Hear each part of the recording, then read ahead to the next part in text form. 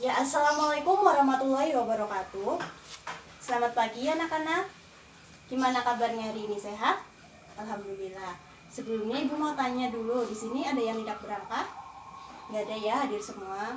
Nah, tetap jaga ya seperti ini kondisinya. Jangan lupa tetap jaga kesehatan. Nah, untuk mengawali kegiatan kita pada pagi hari ini, silahkan ketua kelasnya pimpin doa terlebih dahulu. Alhamdulillah. Hari ini kita akan belajar tentang apa? Ada yang sudah tahu? Ya, hari ini kita akan mempelajari tentang transformasi geometri. Apakah ada yang sudah tahu apa itu artinya transformasi geometri? Ya, Mbak Ratna, apa? Betul sekali, transformasi geometri adalah suatu proses perubahan bidang geometri yang meliputi posisinya, besarnya, dan juga bentuknya sendiri. Nah, transformasi geometri ini dibagi menjadi 4 jenis. Apa saja? Dilatasi, rotasi, refleksi, dan translasi. Nah, kita akan mempelajari itu satu per satu. Untuk hari ini kita akan membahas refleksi terlebih dahulu.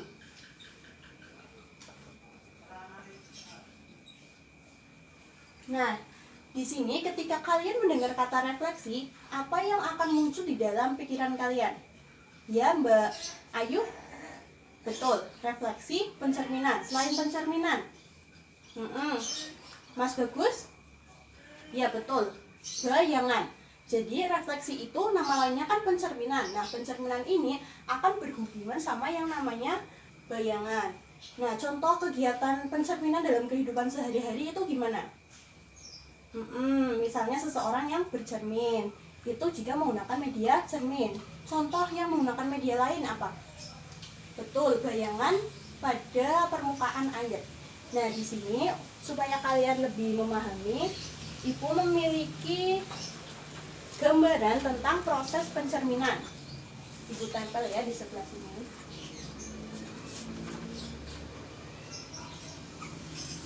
Untuk yang di belakang kelihatan nggak? Jelas? Ya, betul. Nah, ini adalah contoh pencerminan. Yang ini adalah contoh pencerminan ketika seseorang sedang bercermin di depan kaca. Sedangkan ini adalah contoh pencerminan yang menggunakan media permukaan air. Nah, dari kedua gambar ini kita bisa mengetahui sifat-sifat atau aturan dari pencerminan. Yang pertama apa? Coba, ada yang sudah tahu? Ya, Mbak Sinta, apa? Betul sekali. Bentuk dan ukuran dari objek yang dicerminkan itu akan sama dengan bentuk dan ukuran dari bayangannya. Bisa dilihat ya di sini, seorang pria yang sedang bercermin. Ukuran dan bentuknya sama ya, tingginya sama dengan bayangannya. Seperti itu. Begitu pula dengan contoh yang pegunungan ini. Bentuknya antara yang asli dengan bayangannya sama ya, ukurannya pun juga sama. Itu untuk sifat yang pertama. Sifat yang kedua apa, Mas Doni? Betul sekali.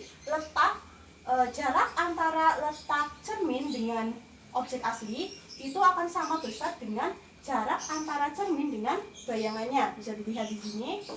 Apabila jarak antara cermin ke objek aslinya itu sebesar S, maka jarak antara cermin ke bayangannya juga sebesar S aksen.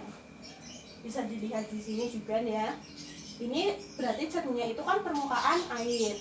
Jarak antara pegunungan dengan permukaan air itu akan sama dengan jarak antara bayangan pegunungan ini dengan permukaan air. Selanjutnya untuk sifat yang ketiga apa?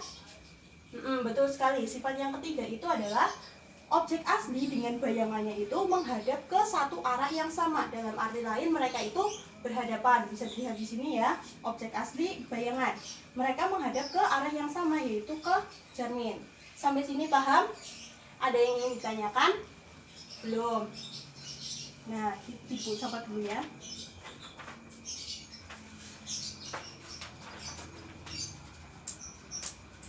Nah, untuk selanjutnya kita kan berarti tadi sudah mengetahui tentang 3 sifat atau aturan dari bayangan cermin. Nah, selanjutnya kita akan belajar untuk menerapkan 3 sifat tersebut untuk untuk merefleksikan suatu bidang datar di bidang koordinat kartesius. Nah, sebelumnya di sini Ibu minta kalian dibagi menjadi 5 kelompok. Silakan ya, berhitung saja dimulai dari 1 sampai 5. Silakan. Sudah semuanya? Nah, sekarang kalian berkumpul dengan kelompoknya masing-masing, dan salah satu perwakilan kelompok silakan mengambil media papan transformasi yang seperti ini di lemari belakang ya. Setiap kelompok 1. Ya, sudah semuanya? Sudah punya media semua ya? Nah, sudah. Sekarang Ibu akan menjelaskan bagaimana cara merefleksikan suatu bidang datar menggunakan bantuan media papan transformasi. Sambil Ibu jelaskan, kalian sambil mempraktekkan ya. Semisal ada suatu bidang datar segitiga yang dinamakan segitiga ABC, di mana titik A-nya itu terletak di titik 3,3. Nah, B-nya terletak di titik 6,3. Nah, C-nya terletak di titik 6,6. Ini akan kita refleksikan terhadap sumbu X. Bagaimana caranya? Nah, pertama kalian itu harus meletakkan segitiga yang akan kita refleksikan ini ke dalam bidang kartesiusnya terlebih dahulu. Gimana cara meletakkan bidangnya? Ya, kita letakkan titiknya satu persatu terlebih dahulu, mulai dari titik A. Titik A ini ada di titik mana? 3,3. 3,3 berarti X-nya 3, Y-nya 3. Berarti ada di titik mana? X-nya 3, Y-nya 3. Berarti di sini ya. Sudah semuanya? Nah, bisa ya. Sekarang kita lanjutkan ke titik yang B, 6,3. Masih dengan cara yang sama, yaitu diletakkan di titik X-nya 6, Y-nya 3. Berarti di sebelah mana? X-nya 6, Y-nya 3. Kita gunakan paku yang beda warna ya untuk membedakan antar titiknya. Sudah?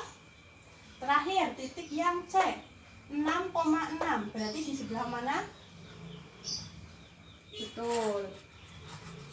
X-nya 6, Y-nya 6. Berarti di sini. Kita gunakan paku yang beda warna lagi ya.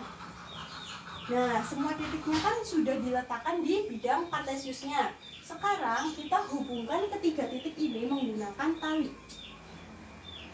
supaya nantinya terlihat jelas bangun yang terbentuk adalah segitiga. Caranya adalah kita ikat terlebih dahulu tali ini di salah satu titiknya, supaya tidak lepas ya. Nah, setelah itu kita lilitkan untuk menghubungkan semua titik-titiknya seperti ini. Nah, yang di akhir kita ikat lagi supaya kencang dan tidak lepas.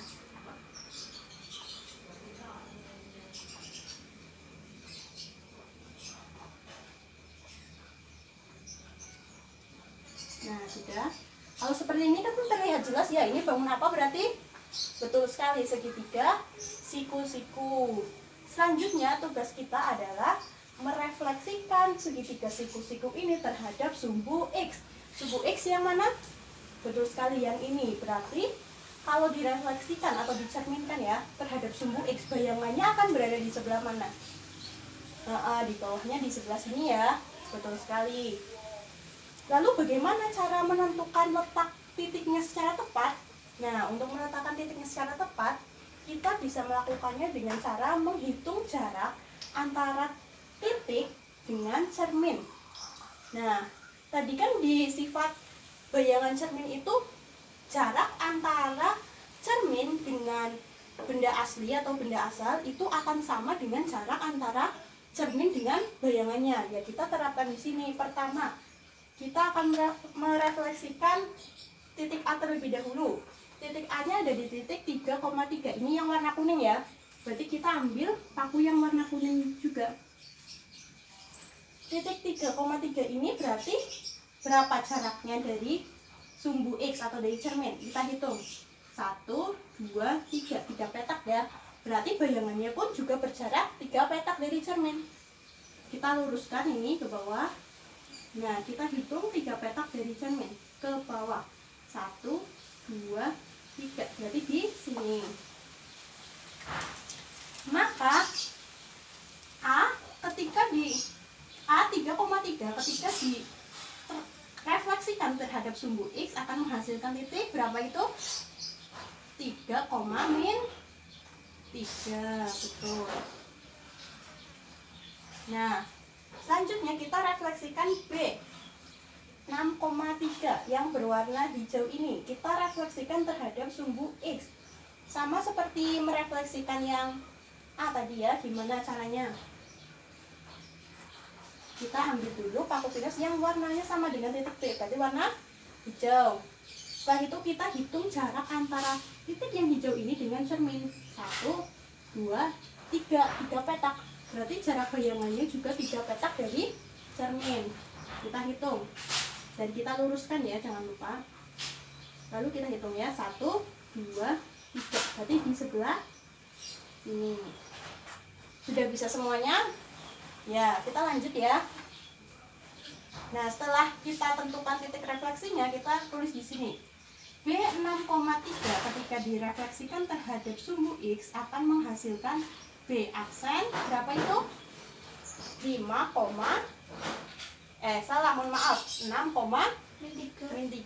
Betul. Terakhir nih, titik C 6,6. Kita refleksikan terhadap sumbu X. 6,6 tadi yang warna apa? Biru. Kita cari lagi. Nah, ada ini, paku yang warnanya biru. Setelah itu kita hitung jarak antara sumbu X dengan titik yang biru ini. Kita hitung 1, 2, 3, 4, 5, 6. Berarti jarak bayangannya pun juga 6 petak dari cermin. Kita hitung ya, diluruskan juga ini lurusnya dari sini. 1, 2, 3, 4, 5, 6. Berarti di sebelah sini. Nah, lalu kita tuliskan hasil refleksinya. C 6,6 direfleksikan terhadap sumbu X akan menghasilkan C aksen berapa itu? 6,6. Betul sekali. Nah, untuk memperjelas bahwa ini adalah bangun segitiga, kita bisa gunakan tali lagi yang berwarna biru. Kenapa milih yang biru? Karena benda yang dicerminkan itu kan pasti bentuk dan ukurannya sama, berarti warnanya juga sama. Ya, caranya untuk mengikat tali ini ya kita ikat dulu di salah satu titiknya. Setelah itu kita lilitkan ketiga titik ini ya. Nah, di akhir diikat lagi.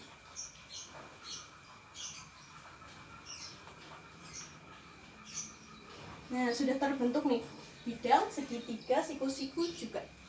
Sudah semuanya bisa? Ya, alhamdulillah ya. Dari sini kita bisa lihat bahwa ketika segitiga ABC direfleksikan terhadap sumbu X akan menghasilkan segitiga A aksen, B aksen, C aksen. Di sini kita bisa melihat bahwa 3 sifat dari bayangan cermin itu sudah diterapkan di proses refleksi ini. Yang pertama, bentuk dan ukuran antara bayangan dan benda aslinya itu sama. Sama tidak ini? Sama ini. Sama ya, sama-sama segitiga siku-siku. Bentuknya sama, ukurannya pun sama. Yang kedua, letak antara cermin dengan bayangan sama dengan letak antara cermin dengan benda aslinya. Sama enggak? Sama ya, karena kan tadi waktu kita menentukan titik refleksinya pun sudah dihitung ya. Yang terakhir, antara bayangan dengan benda aslinya menghadap ke arah yang sama. Sama tidak? Yes, keduanya sama-sama menghadap ke sumbu X. Jadi mereka ini saling berhadapan. Sampai sini paham? Nah, itu kan untuk yang direfleksikan terhadap sumbu X. Lalu bagaimana terhadap jika direfleksikan terhadap sumbu Y? Benar, berarti cermin yang digunakan adalah sumbu Y. Paham semua ya berarti cara penggunaan media ini? Nah, kalau sudah paham, selanjutnya Ibu akan bagikan lembar kerja ke setiap kelompok. Jadi nanti masing-masing kelompok harus mengerjakan lembar kerja yang ibu buat ya. Nah, nanti salah satu dari kalian maju ke depan untuk mempresentasikan hasil diskusi kelompoknya. Siap? Nah, silakan ini Mas dibagikan ya. Setiap kelompok satu. Jangan lupa semuanya berdiskusi ya, jangan ada yang main atau meninggalkan kelompoknya, oke? Nah, ibu tunggu ya, ibu kasih waktu selama kurang lebih 30 menit. Ya, silakan. Ya, sudah selesai semuanya ya. Sekarang siapa yang mau maju ke depan? Ya, silakan Mbak. Siapa itu? Mbak Cinta? Silakan Mbak. Ditulis hasil akhirnya saja, jawabannya saja sama kesimpulannya. Nanti kamu menjelaskan ke teman-teman ya. Yang lain, teman-teman yang lain diperhatikan ya Mbak, penjelasan dari Mbak Cinta ini. Jangan ribut sendiri, oke? Yuk, silakan Mbak. Oke, terima kasih. Silakan dulu kembali. Ya, gimana teman-teman hasil pekerjaan dari kelompoknya Mbak Cinta? Kalian setuju semua nggak? Ya, setuju ya. Jadi kesimpulannya adalah kita akan menemukan rumus dari lembar kerja yang tadi kalian kerjakan. Kita akan menemukan sebuah rumus untuk mencari refleksi terhadap sumbu X dan terhadap sumbu Y. Nah, untuk rumus mencari refleksi titik AX, Y terhadap sumbu X itu akan menghasilkan refleksi A aksen X, min Y. Nah, kalau titik A, X, Y direfleksikan terhadap sumbu Y akan menghasilkan titik A aksen min X, Y. Itu dulu ya untuk pembelajaran kita hari ini. Ada yang ingin ditanyakan tidak? Tidak ya, sudah paham semua. Sekian dari Ibu, kurang lebihnya mohon maaf. Wassalamualaikum warahmatullahi wabarakatuh.